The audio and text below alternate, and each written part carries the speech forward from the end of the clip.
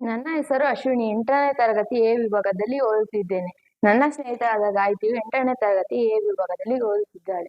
ನಾವು ಸರ್ಕಾರಿ ಪದವಿ ಪೂರ್ವ ಕಾಲೇಜ್ ಹೈಸ್ಕೂಲಲ್ಲಿ ಓದುತ್ತಿದ್ದೇವೆ. ನಾವು ಶಾಲೆಯಿಂದ ಹೋಗುವಾಗ ನೆಲ್ಲಿಯ ನೀರನ್ನು ಹಿಡಿದುಕೊಂಡು ಹೋಗುತ್ತಿದ್ದರು. ಅದನ್ನು ಆಫ್ ಮಾಡುತ್ತಿರಲಿಲ್ಲ.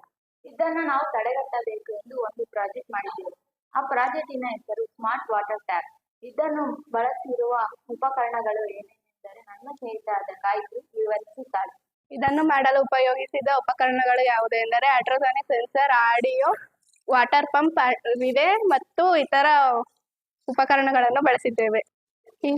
ಇದು ಸ್ಮಾರ್ಟ್ ವಾಟರ್ ಟ್ಯಾಬ್ ಹೇಗೆ ಕೆಲಸ ನಿರ್ವಹಿಸುತ್ತೆ ಎಂದು ನನ್ನ ಸ್ನೇಹಿತರಾದ ರಿಯಾ ಹೇಳುತ್ತಾರೆ. Went towards the ultrasonic sensor. Ultrasonic sensor sends signal to Arduino Nano. Arduino Nano sends signal to water pump. Water pump will be get on.